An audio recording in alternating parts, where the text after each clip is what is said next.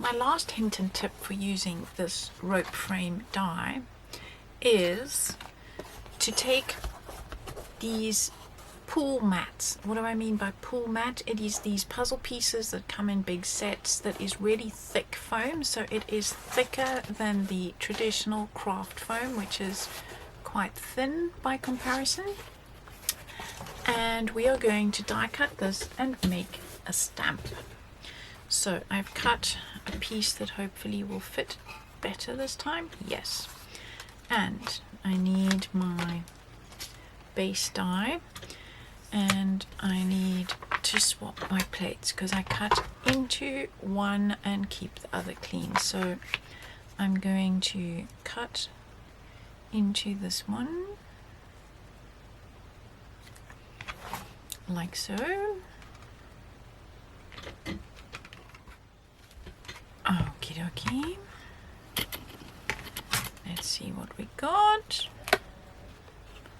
Perfect. I'm going to sit and poke all of these out and see you on the other side. Having poked all of those out, I'm now going to place my frame over the top. Same story, get it as centered as possible.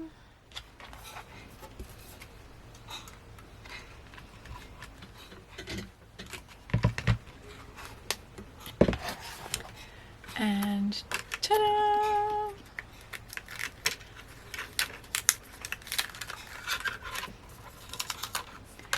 I have a stamp. So now what I'm going to do is I will find some old packaging and I will glue this to the packaging, and I have myself a foam stamp. How about that?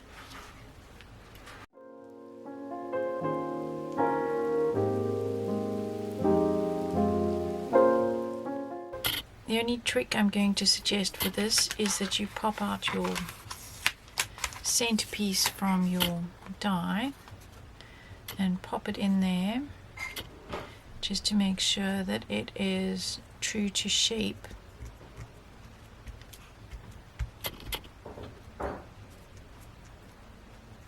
And just let that dry and then cut that out.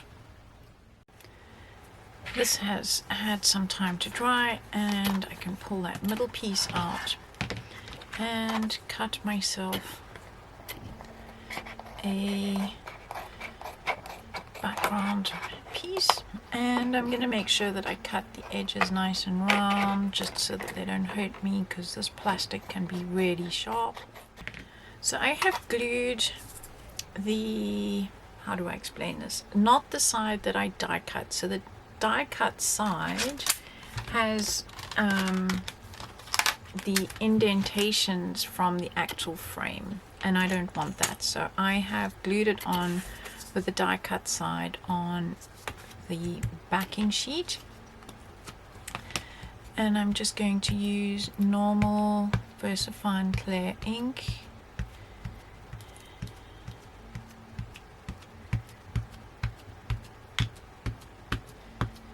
which is a lovely squishy ink, so I know it will go everywhere,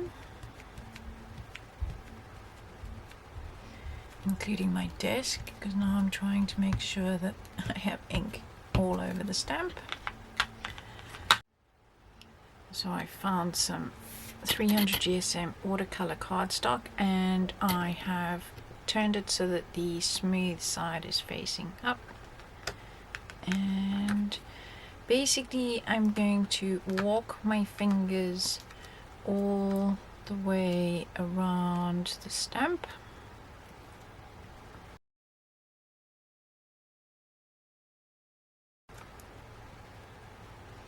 Great.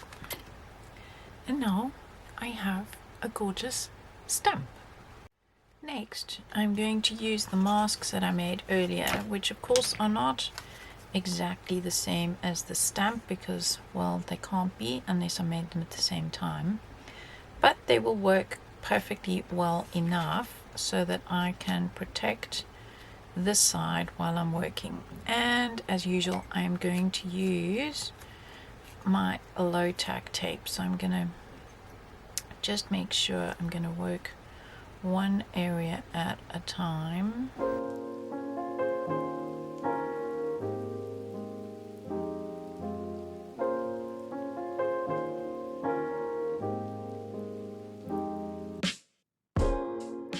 Possibly doing it by hand will be better.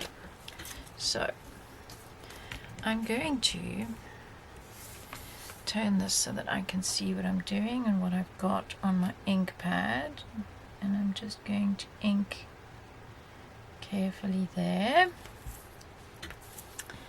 and with a bit of tape I'm going to ink. Where's my other piece of tape gone now when I want it? It's over here. So I'm going to ink there.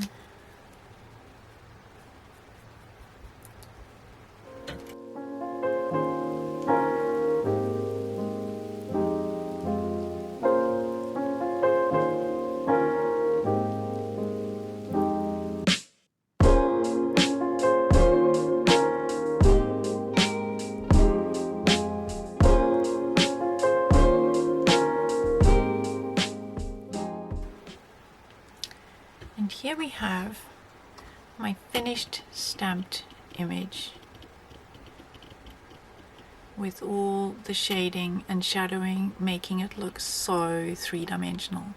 And all that is a flat piece of paper. Fun! Love to see you try this.